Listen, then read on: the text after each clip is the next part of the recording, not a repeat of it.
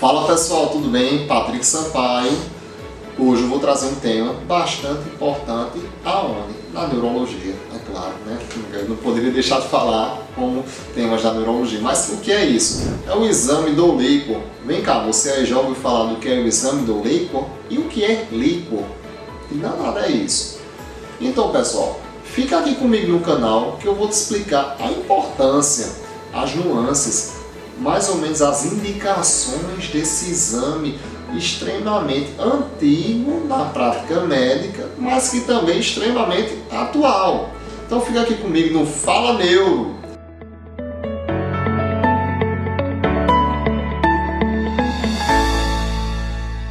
Então pessoal, o que é o exame do líquor? Primeiro, vamos entender o que é líquor.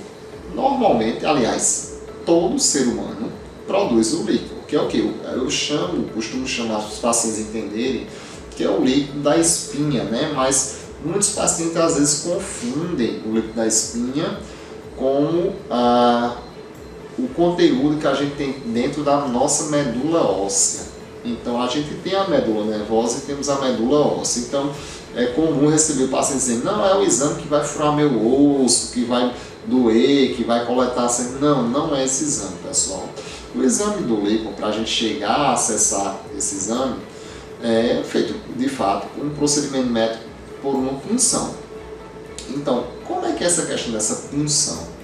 A gente tem uma técnica, é claro, de posicionar o paciente no ambiente que ele vai estar deitado. A gente bota uma posição que facilita a gente palpar a coluna dele. E entre uma vértebra e outra, a gente tem um espaço que vai passar com uma agulha, mas muito fina. É óbvio, né? Não poderia ser um material traumático, né? E evidentemente nós, no meu caso aqui, eu tive todo um treinamento para isso, na minha formação, a gente consegue sentir todos os que a gente chama os marcos anatômicos, né? Até chegar no espaço que nós chamamos de espaço subaracnoideo, em que eu tenho o líquor onde está circulando, onde está o nosso sistema nervoso boiando nele. Por quê? A importância dele para o cérebro, que o cérebro boiando em um meio líquido, ele serve como um elemento, uma barreira contra proteção de ondas de choque, de impacto, né? A gente sabe também que o líquor ele funciona também como uma barreira para questão de troca de substâncias, ou seja, o cérebro, quando está tendo alguma situação ali, ele vai trocar substâncias nesse meio. Então, nós produzimos o líquor cerca de 3 vezes ao dia, em torno de 150 ml, ou seja, chega em torno de 450 ml dia.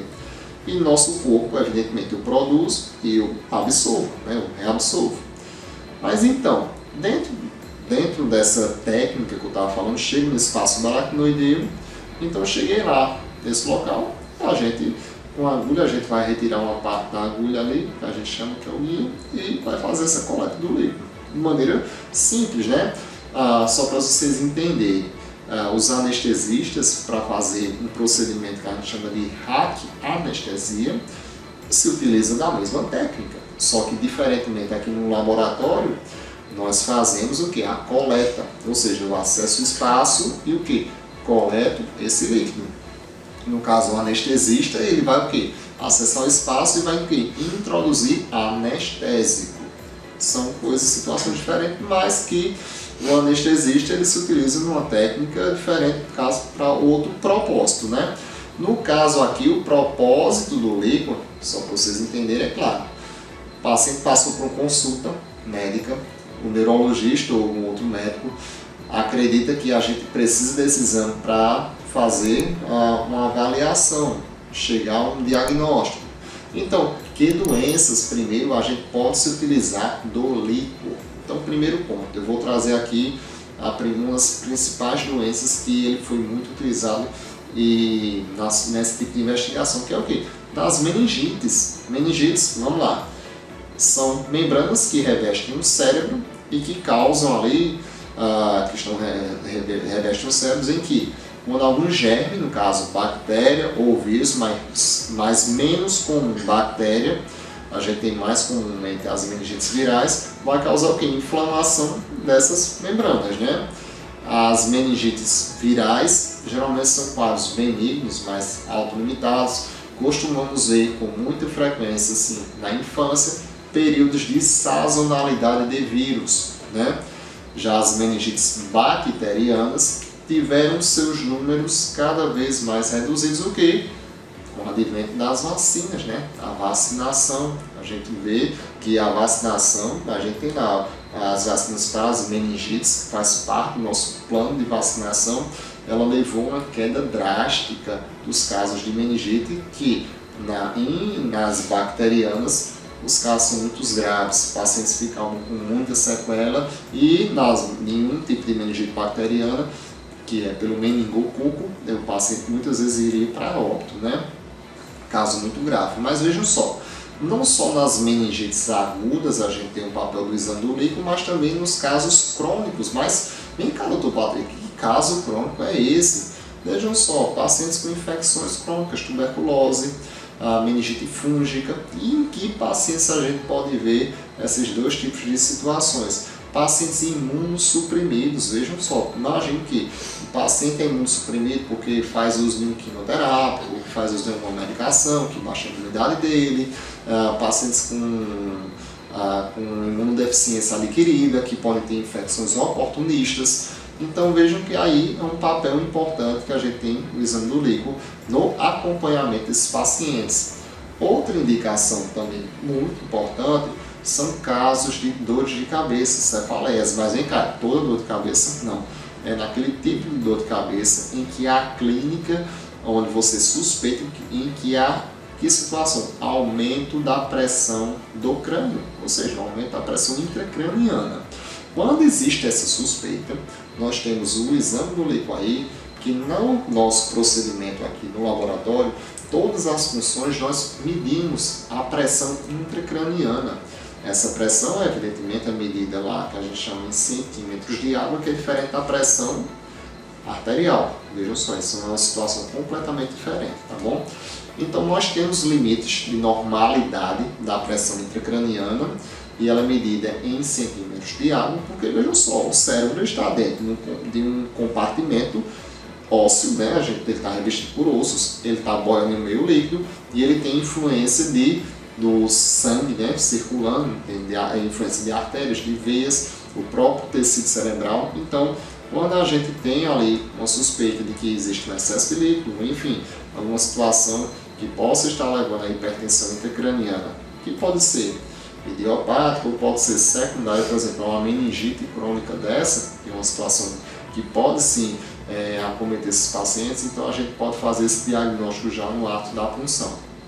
Outro ponto importante, que é em que doenças a gente vai utilizar bem a função do líquido, é na esclerose múltipla, né? A gente, pacientes com esclerose múltipla, que você está querendo fechar um diagnóstico, ainda não tem elementos suficientes, você pode lançar a mão no líquido para fazer o quê? A pesquisa de imunidade, que a gente pode lançar a mão no exame que a gente chama bandas oligoclonais e o estudo da barreira hematoencefálica. Além disso, temos hoje, claro, uma novidade, que é o exame que a gente chama de neurofilamentos de cadeia leve, que são o quê? Proteínas que os neurônios, quando estão lesionados, que são extremamente específicas, e elas liberam no líquido, você consegue dosar. E, inclusive, esse neurofilamento de cadeia leve hoje é utilizado como um guia de tratamento de pacientes com esclerose múltipla, que estão aqui com uma doença que está liberando um neurofilamento, e quando você trata, você diminui a atividade da doença, você já começa a ver uma diminuição dos neurofilamentos de cadeia leve. Isso aí é um tema importante. Outras doenças inflamatórias, ou seja, outras doenças autoimunes inflamatórias que terminam atacando o sistema nervoso, a gente tem o papel do líquido aí nessa investigação, tá certo? Outro grupo de doenças também entra nas polineuropatias inflamatórias. Vejam só, que polineuropatia inflamatória é essa? O Guillain-Barré, minha gente. O Guillain-Barré, na sua fase aguda, ali nos primeiros 15 dias da doença, termina elevando as proteínas no líquido, tá certo? E ele causa um processo inflamatório que a gente chama aumenta a permeabilidade da barreira hematoencefálica, que é outro ponto que a gente pode ter alterado. Então vejam a importância do exame do líquido aí nessa situação. E também nas neuropatias inflamatórias crônicas, também a gente utiliza o exame do líquido aí também como um suporte diagnóstico ou para diferenciar um caso que você realmente está com dúvida ou não. Outro ponto importante que a gente tem no exame do líquido, que nós podemos fazer investigação, lançar a mão dele, é de painéis para doenças autoimunes. Mas que doenças são essas? Imagine só, ataxias autoimunes, síndromes neurológicas que a gente está suspeitando de autoimunidade, síndromes em que eu tenho um tumor, que o tumor produz anticorpo que ataca o cérebro, que a gente chama paraneoplásicas. Então a gente tem anticorpos específicos nessa situação que a gente pode utilizar e dosar no líquido, porque no líquido ele tem uma maior especificidade, ou seja, ele traz mais fidelidade no fechamento desse diagnóstico, tá certo? Além disso, pessoal, vejam como a lista de exames em líquido é extensa, né? A gente vai ter ali o papel do líquido em investigação de algumas doenças com erros inatos do metabolismo e doenças relacionadas a transtornos de organoides, no caso doenças mitocondriais, que são transtornos do neurodesenvolvimento, ou seja, veja uma situação bem específica, né? Então, o exame do líquido também hoje tem sido uma ferramenta muito importante também no suporte do diagnóstico de pacientes com demência, no caso Alzheimer, porque vejam só, a gente tem disponível no líquido, apesar de ser um exame que a gente realmente vai fazer uma punção, que é invasivo, mas ele é muito específico, é muito útil, principalmente para pacientes que manifestam os sintomas do Alzheimer, no caso do esquecimento, abaixo dos 65 anos de idade. Você tem ali a disponibilidade de fazer o que? Os exames, que é os biomarcadores para demência de Alzheimer, extremamente específico. Além disso, temos o que? As infecções ali, no caso sífilis, a própria tuberculose, toxoplasmose, esquistossomose, podemos ali, nessas circunstâncias, lançar a mão desses exames do líquido para fazer essa investigação com sorologias específicas. Então, o exame do líquido pode ser feito só em adulto? É óbvio que não, a gente faz desde recém-nascido a idoso, principalmente, lembrando, recém-nascido, imagine que uma gestante, digamos uma mãe que tem um diagnóstico de sífilis, e como é que eu vou saber se essa criança tem sífilis congênita? A gente tem alguns exames, mas existem protocolos, principalmente que eu trabalhava em hospitais de São Paulo, a gente costumava coletar o exame do líquido ali naqueles recém-nascidos para ver se já iria aquela criança iria passar para tratamento de sífilis congênita. Então veja a importância desse exame, é muito importante, muito útil para muitos diagnósticos. Outra condição aqui bastante importante que a gente pode lançar a mão do exame do líquido nesse segmento dos pacientes com dores de cabeça, que eu falei da hipertensão intracraniana idiopática, em que eu tenho um aumento da pressão intracraniana, mas quando eu tenho um mecanismo ali subjacente que esse diagnóstico entra como um diferencial ali nos pacientes com enxaqueca, sobretudo em mulheres jovens e que estão acima do peso ou com obesidade. Outro diagnóstico importante, ou seja, eu também tenho a pressão elevada, também como a hipotensão glicórica, ou seja, a pressão também muito baixa, que cursa com dor de cabeça também.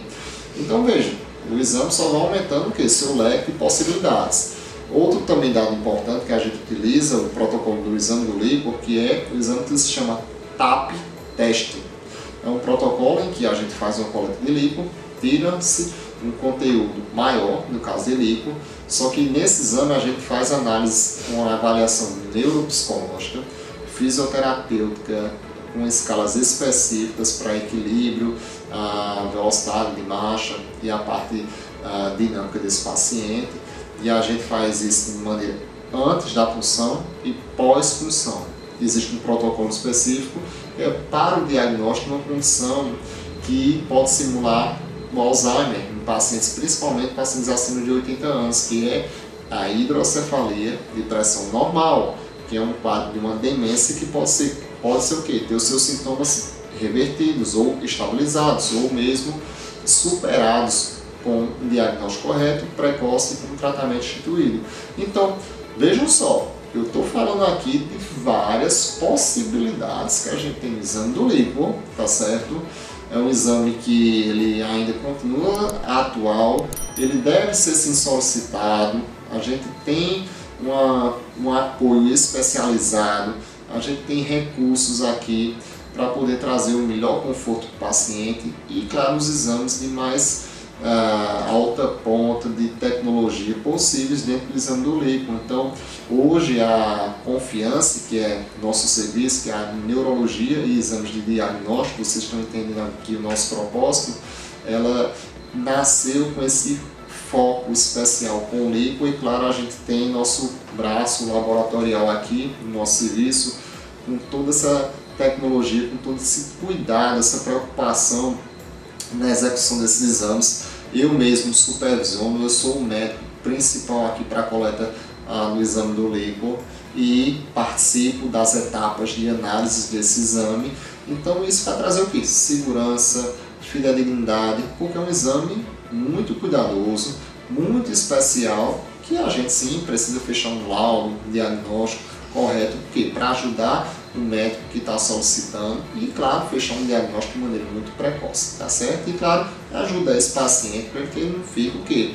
Rodando, porque vejam só, o paciente que depende do exame do líquor, ele tem uma trajetória grande, ele roda, mas ele roda muito, primeiro, achar quem faça o exame e primeiro saber o que pedir nesses exames aí de líquor e saber como fazer. Então, claro, por isso que a gente veio aqui para ajudar a suprir essas necessidades. Então, pessoal, é muita informação, mas veja, esse vídeo te trouxe muito, assim, a gente deu uma explanada em várias doenças da neurologia.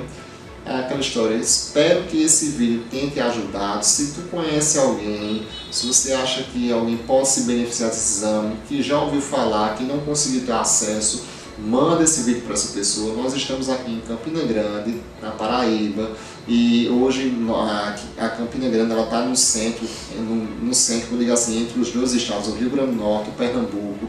A gente está um pouco distante da capital ali, mas não muito, mas que a gente tem acesso à acessibilidade. Então, é o nosso propósito aqui, trazer acessibilidade para você. Então, se conhece alguém que necessita desse exame, que poderá precisar, que estar procurando, manda esse vídeo, manda essas informações, e você que poderia ou vai passar por esse exame, você entender um pouco como é que funciona, não tem mistério, não é um exame que vai trazer dor, que vai trazer dano.